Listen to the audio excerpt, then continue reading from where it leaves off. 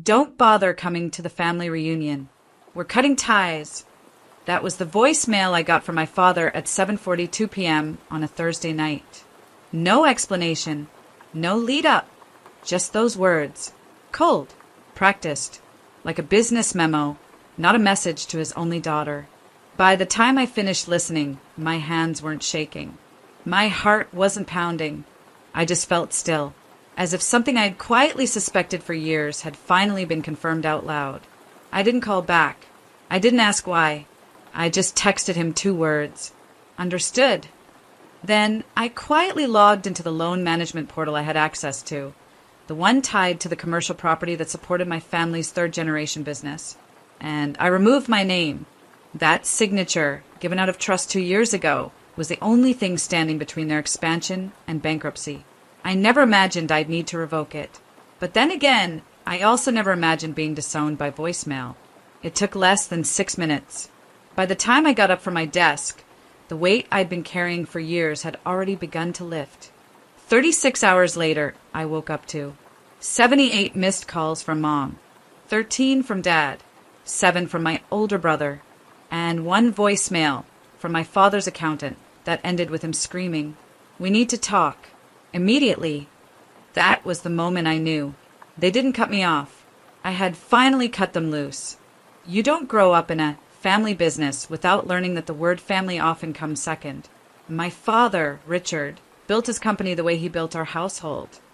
Brick by brick, rule by rule, with very little room for softness. He ran a chain of auto shops across the state. By the time I was 12, I could read profit and loss sheets better than bedtime stories. By 16, I was doing the payroll for shop number 3 during school breaks. It was never a request. It was an expectation.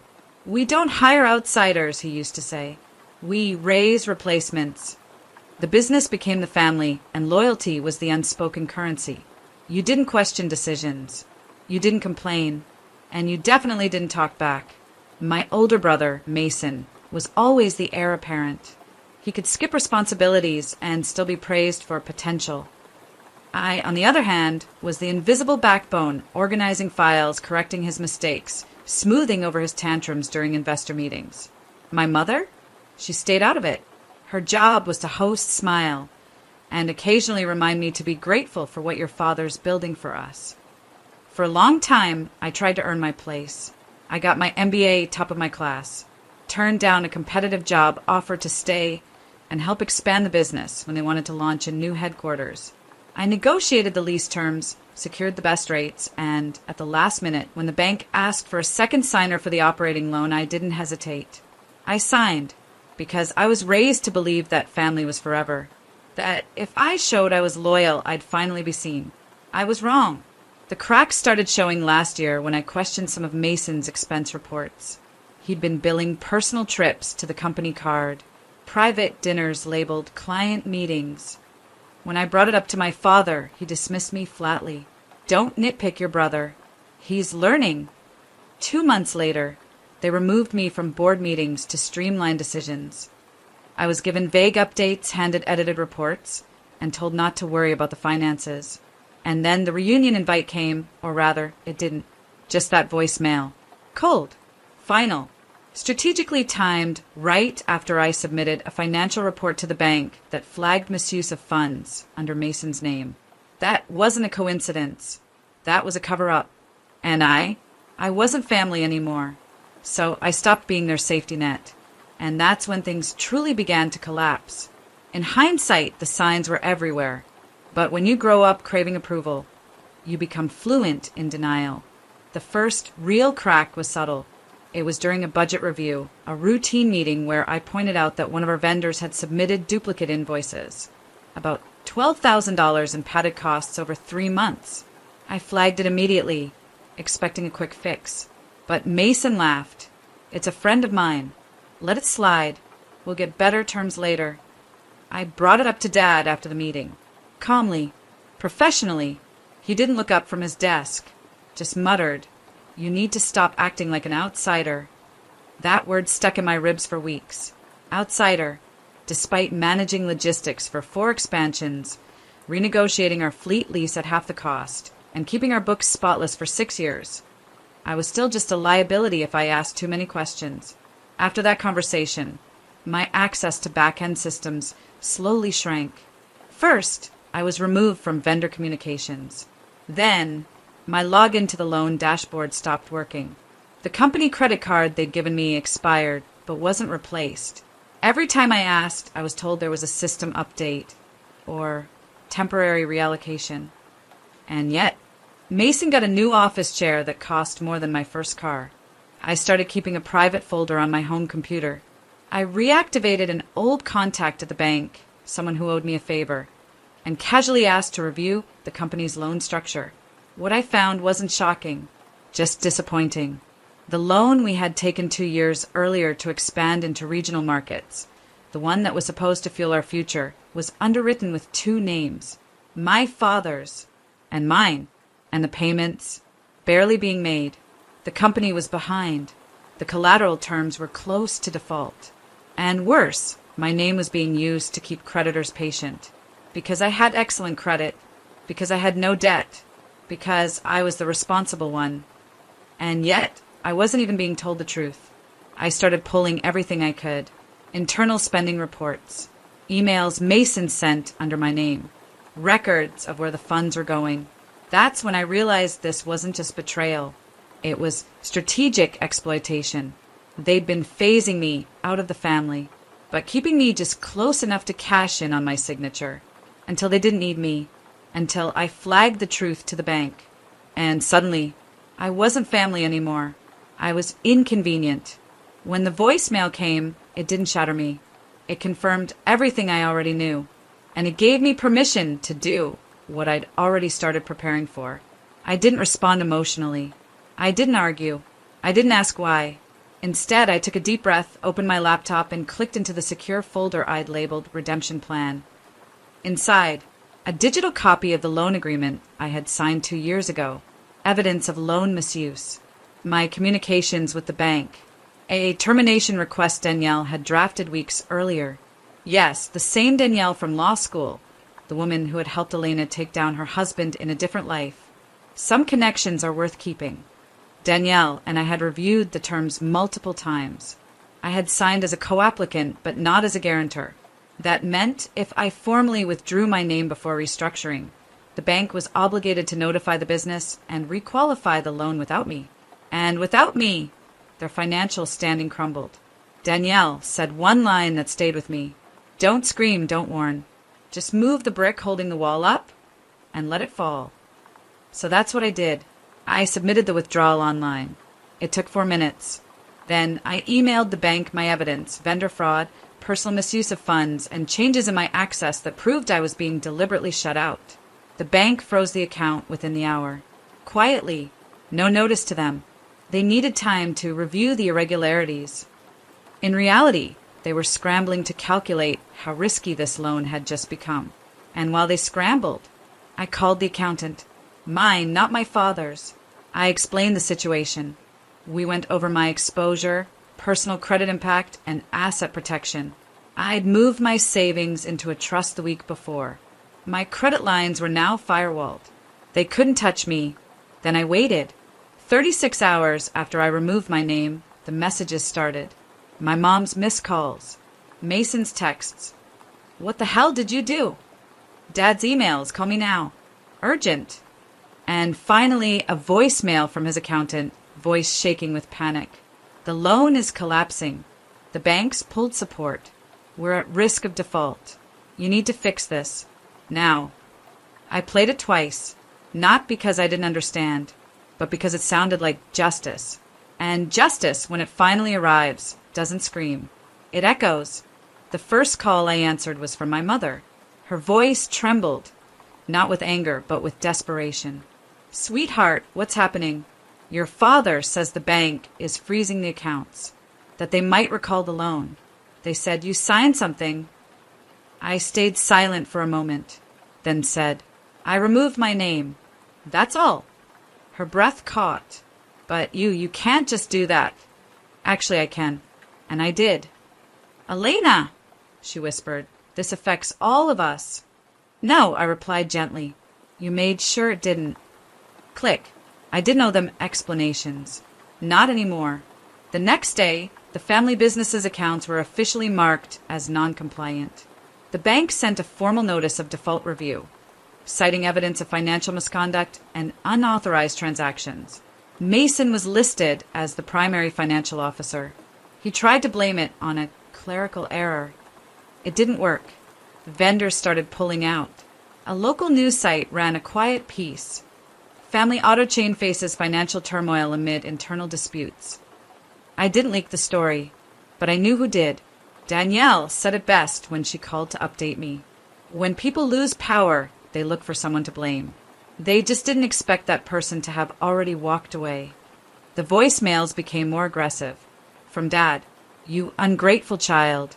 We built that business for you. You're ruining your future." From Mason, "You think you're so clever, but you'll need us someday." From the accountant again, "Do you understand what this means? You've destroyed their legacy." What none of them could admit was that they had destroyed it long before I pulled out. They destroyed it when they used my name but denied me a seat at the table. They destroyed it when they decided I was a threat, not a daughter. They destroyed it the moment they made me invisible. Now, the loan was caving in, the trust between partners gone, the business teetering on collapse. And I was untouched. No legal backlash, no financial liability, just clean credit and a quieter inbox. I forwarded the last voicemail to Danielle and deleted the rest. And then I took my phone off silent for the first time in 2 days, because the storm they created was no longer my responsibility to clean up. They called a family meeting, not because they wanted to fix things, but because they had finally realized I was the only one who could. They picked the same restaurant we used for birthdays growing up. Same private room, same table near the fireplace. But this time there were no balloons. No toasts, no laughter, just Dad, Mom, Mason, and an empty chair waiting for me, as if they still believed they had the right to summon me. I walked in 15 minutes late, on purpose. Mason stood as I entered. "Thanks for coming."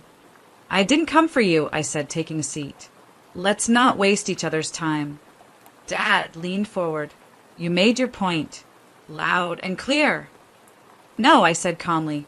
"The bank made my point. I just stopped protecting your lie." His jaw tensed. "We're trying to hold this together. You think you're punishing us, but you're punishing the legacy your grandfather built." "Grandpa didn't build a legacy," I replied. "He built a garage. You turned it into a dictatorship." Mason scoffed. "Oh, come on. We gave you everything." I looked him dead in the eye. "You gave me a job, not a voice." The silence that followed was suffocating. Finally, my mother spoke, quietly. "What do you want, Elena?" And that was the question, wasn't it? What did I want? Not revenge. I had already taken that.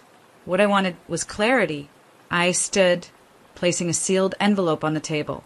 "This is a signed affidavit confirming I've permanently withdrawn from the company loan, the board, and all business operations. You will never use my name again." Dad opened his mouth. "I'm not finished," I said. "I'm also submitting an anonymous tip to the state auditor.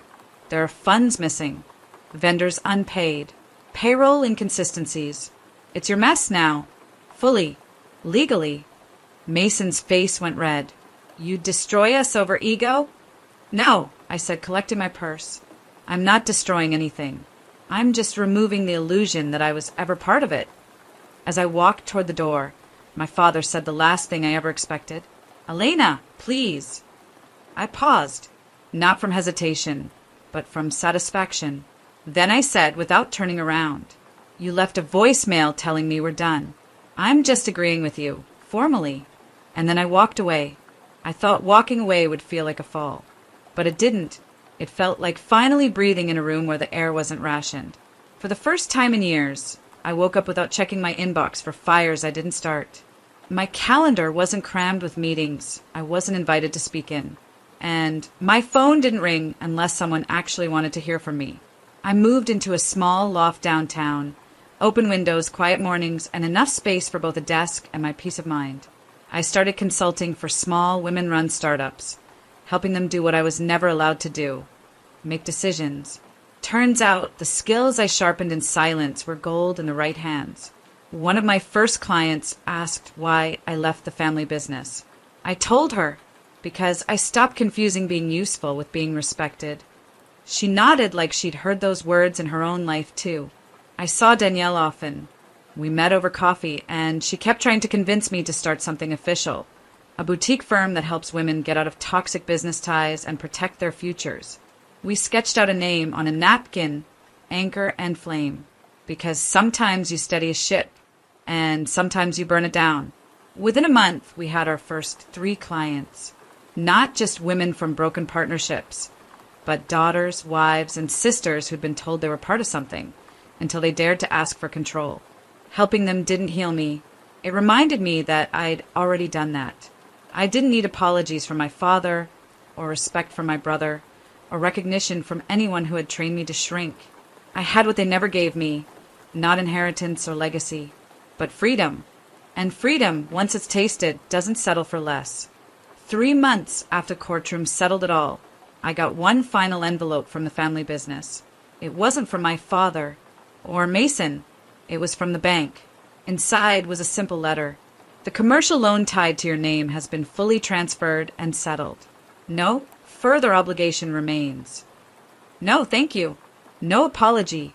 Just a clean line drawn in ink and legality. I smiled. Closure doesn't always come from the people who hurt you. Sometimes it arrives as a final balance statement with zeros across the board.